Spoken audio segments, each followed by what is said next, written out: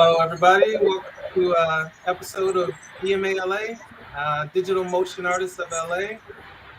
We'll be talking with artist and animator and comedian Juliah Rueckert, and we have some other faces that you might have seen before.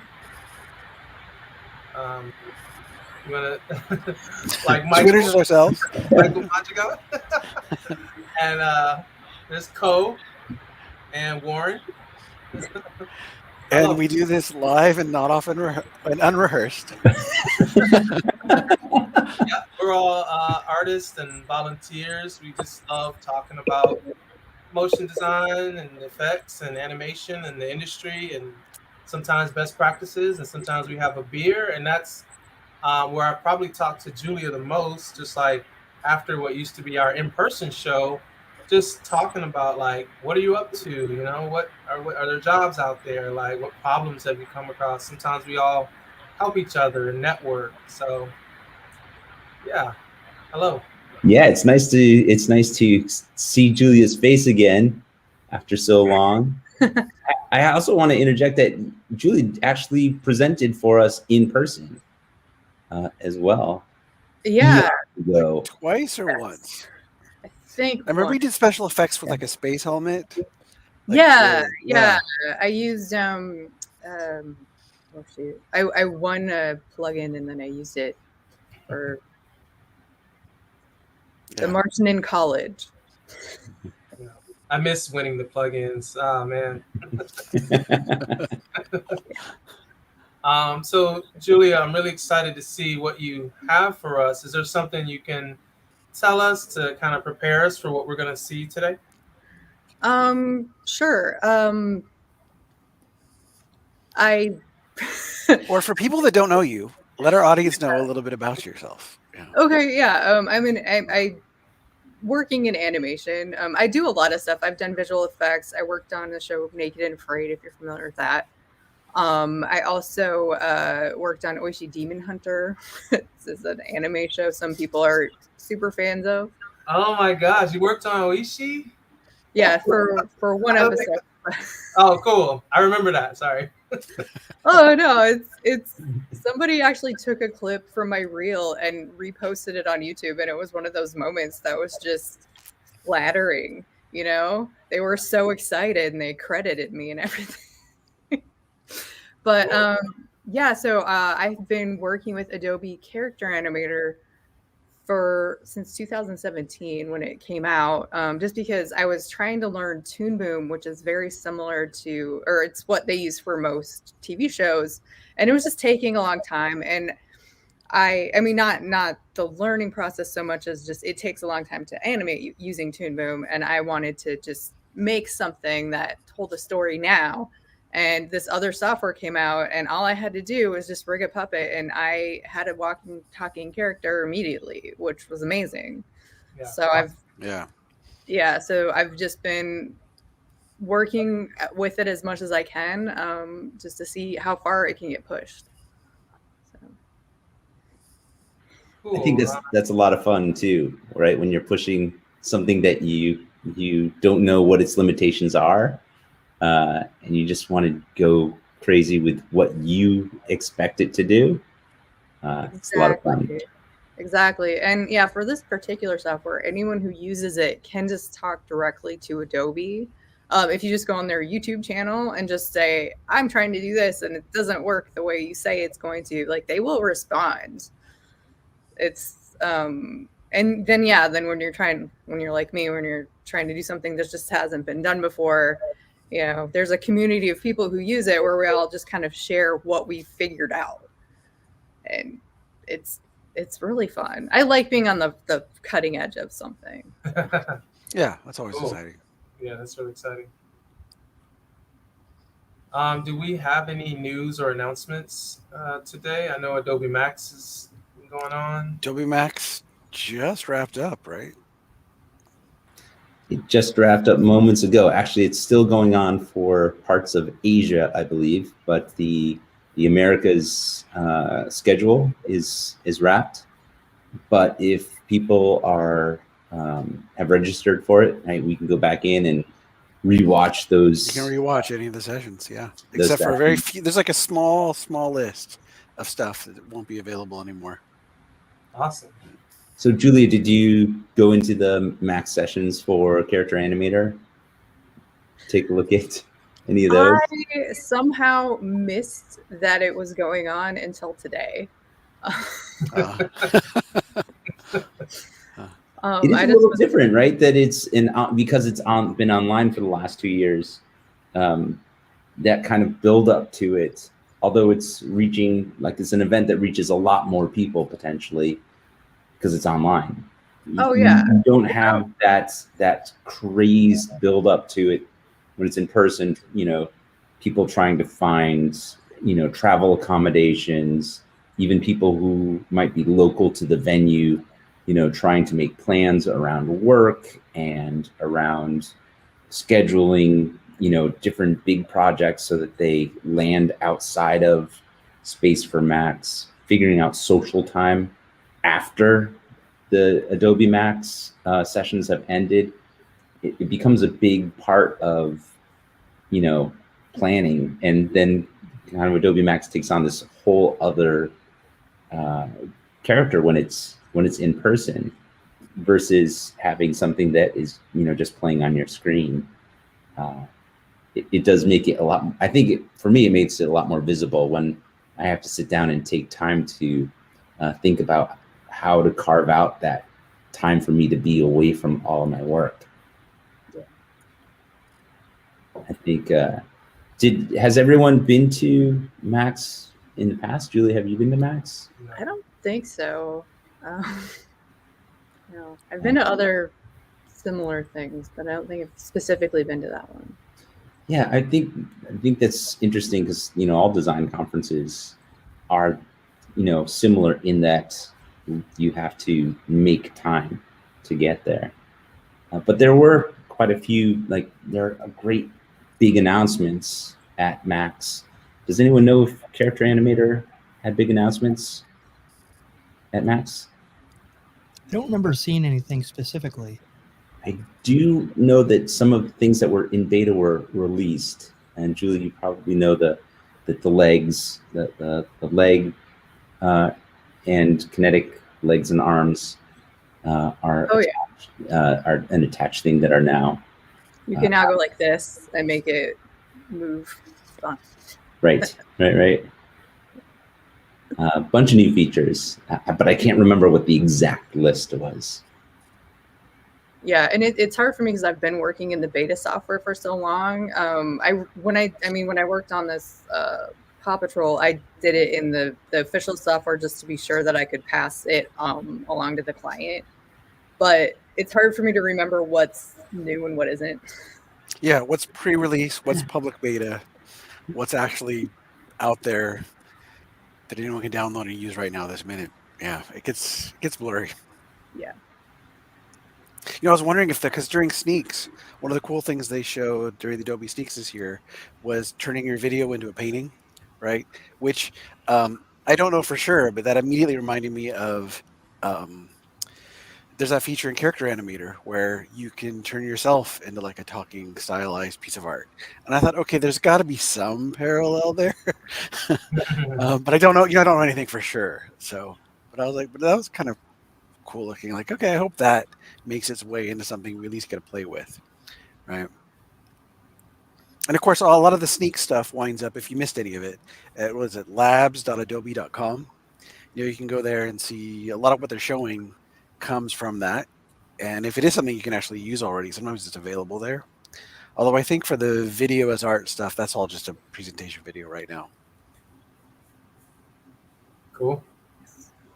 Well, should we take a look at some of your work, Julia? Sure. Yes. Okay. So this will be the first video, one of 3. Great.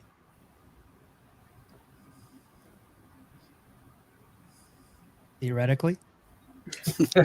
In theory.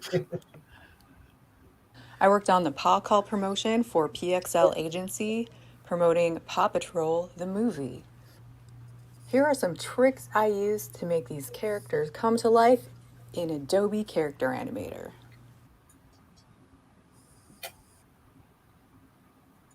I'm Julia. Welcome to my workspace.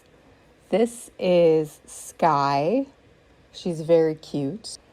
As you can see, her head turns as I turn. Goes up.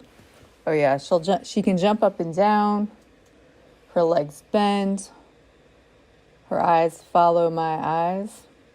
I'm having a little trouble, as you can see, getting the eyebrows to follow my eyebrows. So I do have a trick for that. This makes Zoom meetings very fun for pretty much everyone. I do love comedy. This is gaffer tape. And as you can see, I have a lot more control over the eyes, over the eyebrows. The number one thing that Adobe Character Animator does great is lip sync. As you can see, she's following everything I say, and it's going pretty well.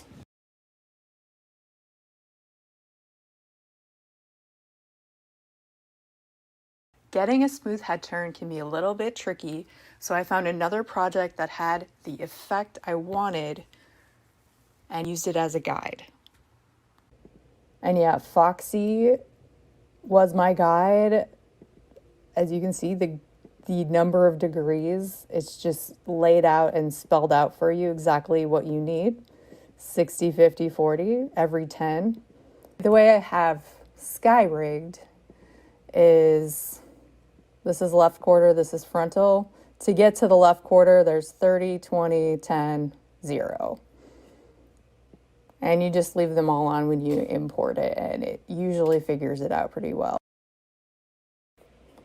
So here's Sky in Photoshop. And it just translates almost directly. You need to use the cycle layers behavior to get all frames to fire when your character turns its head. I have it layered bottom to top. I don't know why, but it is smoother and more likely to fire all frames if you're going from bottom to top.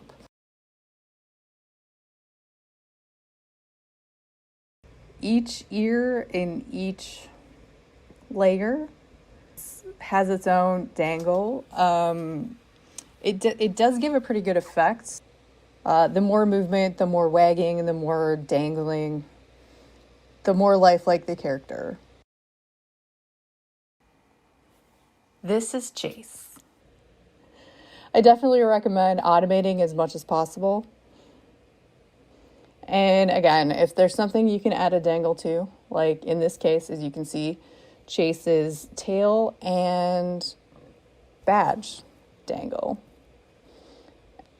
So there's always a quirk when you're working with this, especially when you're adding more things than most people have and using it for something that is new. Again, the left-right turn look pretty good, and I wanted it to go smooth going up, and it just jumps frames when I do it automatically. So I added a trigger, and that really helped. And so here's my list of triggers on the left here. You decide what the triggers are. So here is Chase barking. I mean, I'm hitting the trigger, but I'm not barking for him. Woo! Okay, yeah. There's some other triggers I added. Again, it's just more about control. So we had a pretty good smile for Chase, but getting the smile function to work was, for some reason, it didn't quite work. Sometimes it's just you put the tag in the wrong spot. Sometimes it's just not working because you put too much stuff in your puppet. But the way to fix it, if you're on a deadline, is to just add a trigger. In this case, if I want Chase to smile, I just hit the letter S.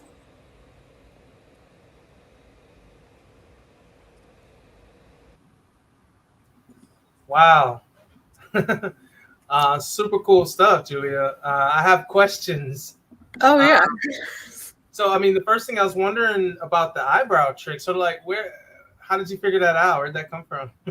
Okay, I have blonde eyebrows. Even what you see right now, I had to paint on, to be honest with you. So, but I used to work physical production. I did a lot of camera work, so I have gaffer tape because it's just really convenient and it's better than duct tape when it comes to like not damaging stuff. And it was just really close to my workstation when I was having trouble getting it to follow me, and I needed it to work immediately because I was doing a Zoom presentation. And yeah, I just totally had fun with it. I don't know. I mean, it's a really great way to introduce yourself to people and have them just laugh hysterically. That's super cool. I'm trying to picture that like dawning on you, like gaffer tape problem, solution. It's like, that's super cool. And then it seemed like the video there was some lag between the character and your voice. Are we just seeing that because of the recording, or? I think so. I know that like when I just did a screen recording, and I know that, I mean, I have to check it after, you know, what you do a recording and then you check the lip sync after for this kind of thing. Obviously you can live stream directly, but yeah, I don't remember there being a lag when I was actually working on it. I had to add a few, you know, syllables and stuff just to make it more lifelike, which is something you can do. But I think the lag may be through, you know, our broadcast of that pre-recorded movie. So yeah, it might be something that doesn't even show up on the MP4, but because we're streaming it, it might have a little bit of a delay there. Yeah, I'm always impressed with the head turn on those, and I think it said to 30 degrees, but will it do like 0 to 90? Could you get a full-on profile? Like, what are the limitations there? 100%. I actually started with having a full profile turn, and it was working just fine, but these characters got really complicated, and I really needed to be able to control them just for, you know, when working with a client and showing them what we were doing and saying, yes, we can do this on a deadline. So we decided to just simplify it so that we had just simplifying, because so rather than take the time to build out a full head turn, yeah, you just built out what you figured you needed. Yeah. It looks cool. It looks super cool. So, yeah, I mean, is someone giving you those assets, the renders of the different degrees? Yeah. So for this, we had to find someone who had a Maya rendering system that matched Spin Master's rendering system, which was a needle in a haystack search, but we found someone. Wow. And yeah, I would just I remember giving him a PDF of every, you know, face direction I wanted. He gave me things in layers when I asked for it, because the pupils and stuff like that are behind, you know. I showed him what layers I wanted everything in, and he pushed back a little because he's like, are you sure you want this many things? Yeah. It's super cool though. It reminds me of, like, if you ever watched the behind the scenes of anything that Leica does, it's like they have the shapes of all those emotions, the smiles, the, you know, eyebrows, all those little shapes, you know, become important when you're trying to convey the emotion in some situations. So yeah, I mean, there is an option to make a nutcracker jaw, which is just like, it would follow your jaw, but because these characters are so well known, we, you know, just used the mouth shapes they had. But yeah, that wound up being a lot of files. But yeah, the eyebrows are very like, I rigged them so it's just, that's a following my face thing. So yeah, cool. The patented Rueckert technique.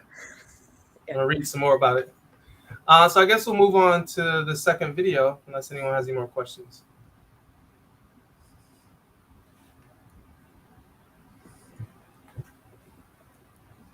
The number one thing I wanted to sell the idea of the dogs is that all four legs bend with limb IK. I spent the most time on that because it's the first time it's been done with 4 legs that I know of. I was talking directly with Adobe, people in the Adobe community, and I don't know if it's been done before, but it worked. If you ever do get stuck and you're doing something different, you can just go on YouTube and ping Adobe's Character Animator team, and they will respond and they will help you out.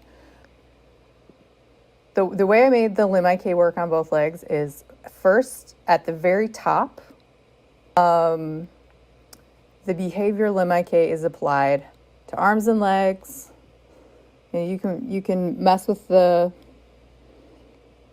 how you want it. So that's the number 1 spot, and then the second spot. So there's 2 bodies on Chase. So the front body is actually just his front legs. And then the back body is the back leg. So the back body has its own limb IK, as you can see. And the way you tag it, if you want to do this, this is just a quick tip for anyone who's actually doing this. The hip needs to be on the leg for this. So actually, I think that's true of the other body. Yeah, if something's going wrong, the most likely problem is that something's tagged on the wrong layer. But to get limb IK to work on both layers, you want the hip to be on each leg. And that's how I got it to work. And this tail has a dangle. It's also draggable, so I could basically control its wagging, which I did in a couple spots. Sky has the limb IK on the top, and on the second body copy, her body looks like that. I mean, I did a lot of photoshopping. I really only just got stills from the Maya render. So her helmet's its own layer. We added a shadow. The way I did the eyebrows is I actually just photoshopped its own eyebrow. And some of the mouth shapes are in a cycle. So for example, this is the A cycle.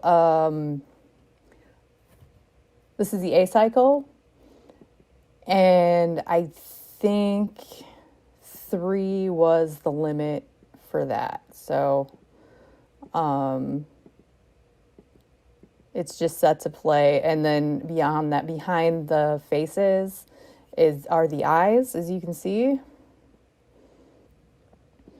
And it's just these are just done in a standard way. The pupil is marked pupil. The eyeball is marked eyeball. There's a range. The original build was done with Chase's character, and then I was able to simply copy and paste Sky's elements right into the original Photoshop file I used for Chase. So you copy and replace. Obviously make a copy in Photoshop and also duplicate the character in Character Animator. But the rig will be the same. It's a really huge time saver. So I just had so much fun with this. I am just really glad I got a chance to play with these characters. It was so fun.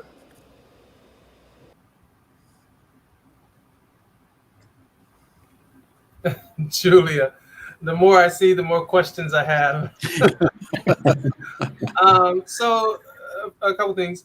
Well, is there like a director giving you sort of notes like you would expect maybe on a film set or something like that? Someone looking at it and giving you notes? Well, there's probably 6 directors, I think. Oh, okay. I mean, they don't have director credit, but yeah, like I was talking directly to the team at PXL Agency, and then they would have me record something. They would tell me what they wanted, and it was mostly just we started with just proof of concept. So, and they didn't even know, they've done this before with another character in another movie, but they didn't know that I could get their legs to move. And so they were really excited about that. And so, yeah, so I would send them videos from what we had, and then they would show it to the team at the marketing, you know, from the movie. And then, yeah, there were a lot of cooks in the kitchen. So, and then it was me pushing for some fun things that they might not have thought of too. Yeah, cool. Which you may have kind of already touched on my second question about, yeah, things that your puppet can do that may have sort of influenced the script, or even, you know, where they're like, oh, you can do that? Well, okay, let's do more. Yeah. Yeah, I actually wasn't a part of the conversation where they decided what the actual script was going to be in the end. I know that they had to make it concise because they're working directly with actors, and one of them is a very busy actor. The kid who plays Chase is young Sheldon. Oh yeah. And so, like, well, both the characters were voiced by the actors that played them in the movie, right? Yeah.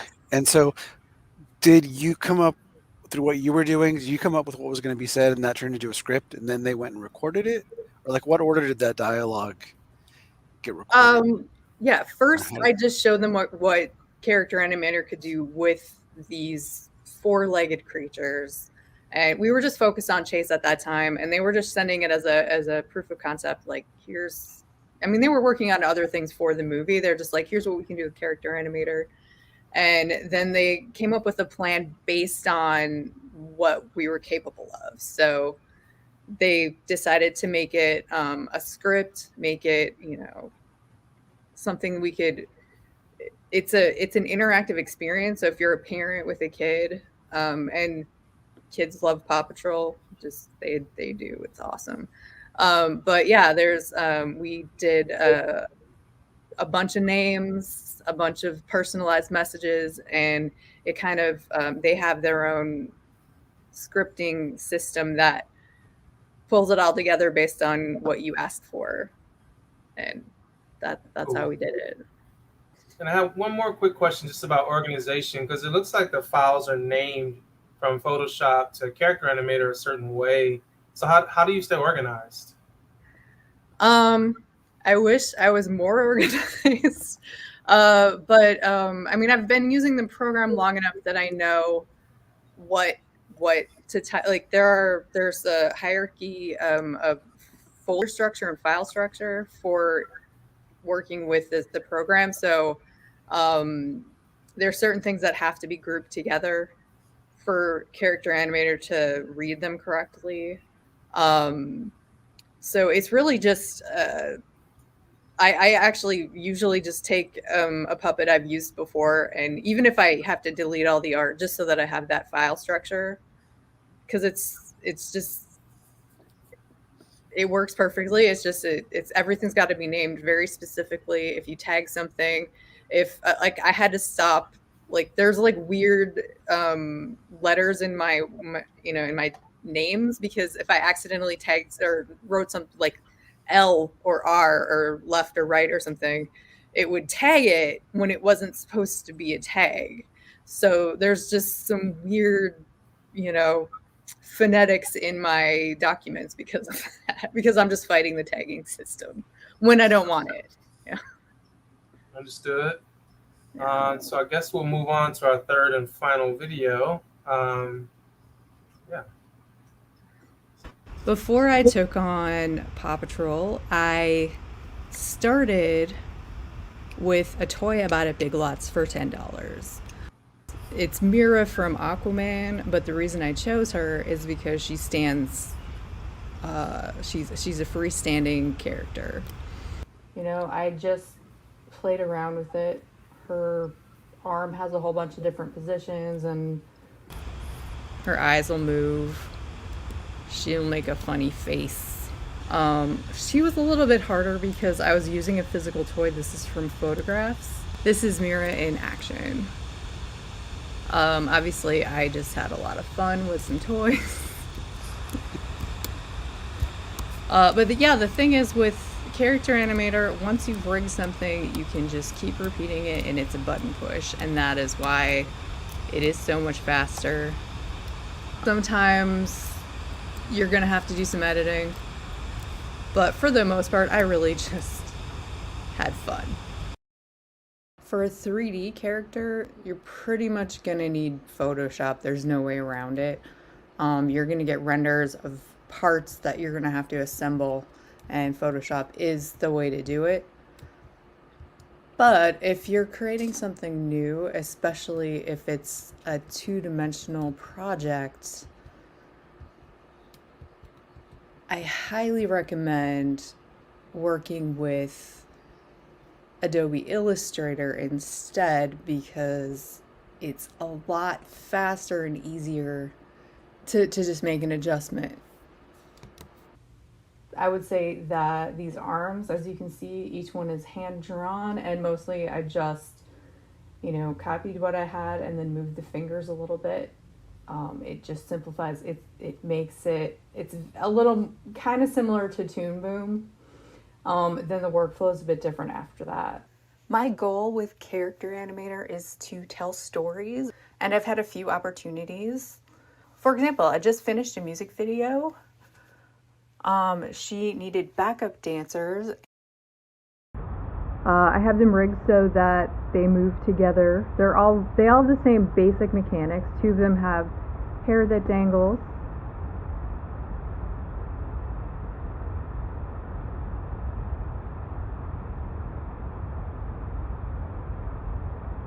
They each have their own laugh.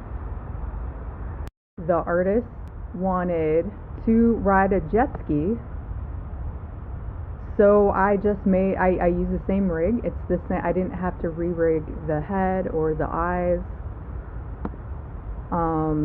Even the hair was blowing. I set the wind strength to 13%, and again, it's just a button push. Look at that. So for the frame-by-frame stuff, I work in After Effects because it's pretty seamless to stitch these things together with outputs from Character Animator.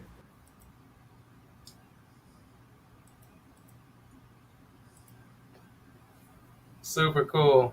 Thanks. Yeah, like what you're showing just was getting cooler and cooler and cooler. Yeah. Thank you. And Julia, did you say you did a shot or a scene for Oishi Demon Hunter? Yeah, this was a few years ago. They wound up moving the team to another country. Oh no. But yeah, so I rigged Oishi in Character Animator just to see what we could do. But then they found out I could do compositing, and they wound up moving me to that. So, which is super cool. Yeah. Yeah, I remember that show from Shut Up Cartoons, because I actually also had a show on that series, which was Otaku Taco Truck. It was kind of funny. But yeah, can you talk about sort of like when you're doing your facial animation versus the keystrokes? Like, how is that sort of communication? Like, is it natural for you? Like, okay, or is it like, are you thinking a lot? Like, can you just talk about that?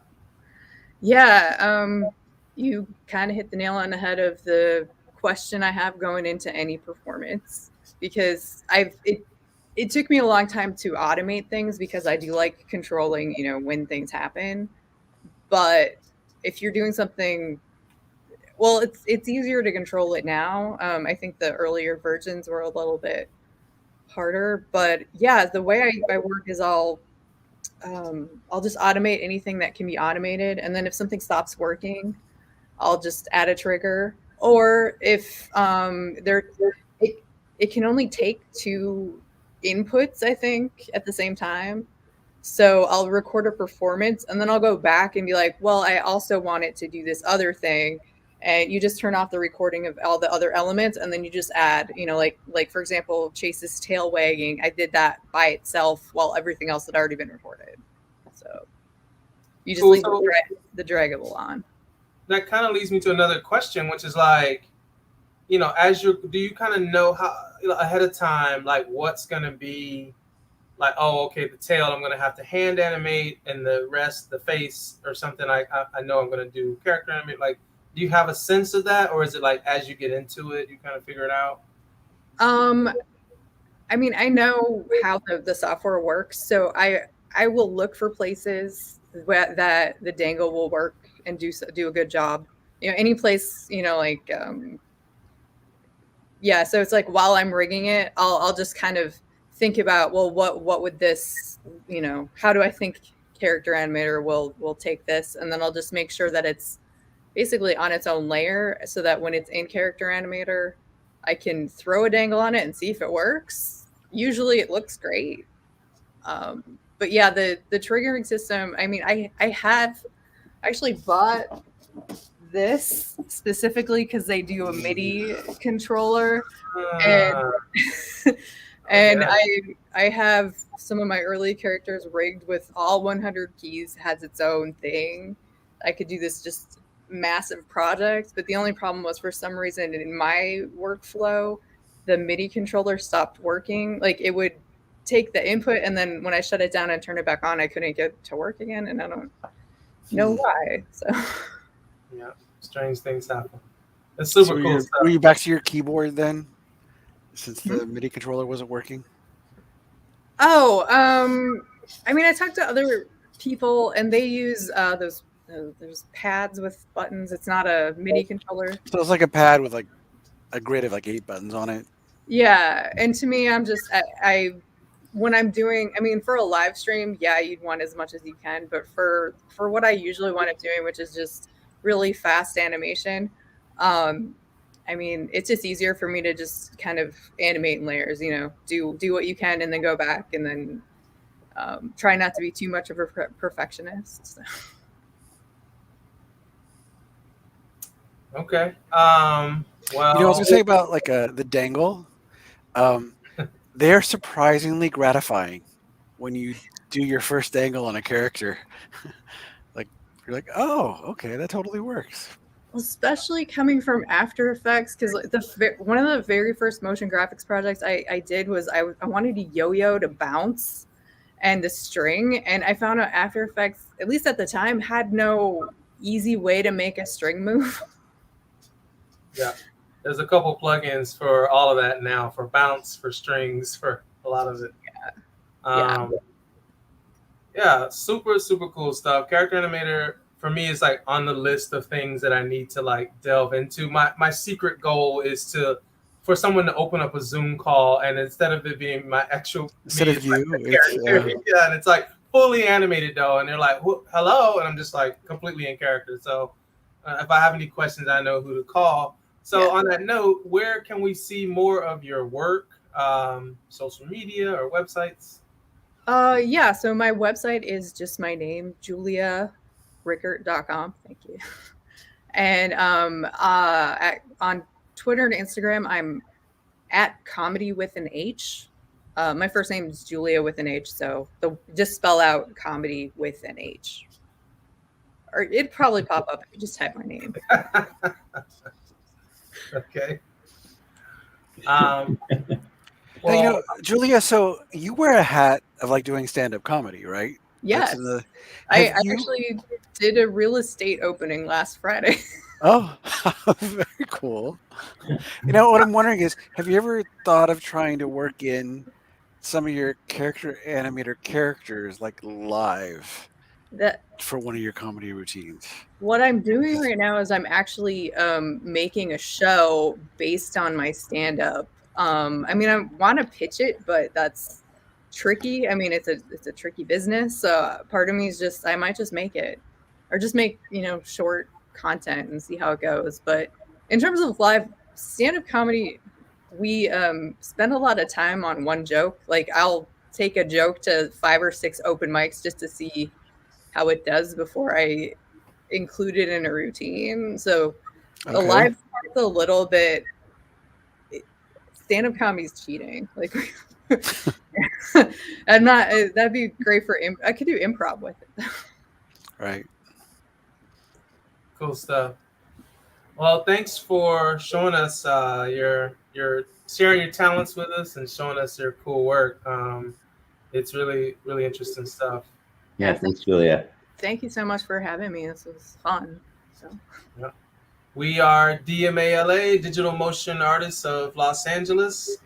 We are sponsored by Adobe, and want to thanks for anybody who watched and maybe learned a little something. Thanks, everyone.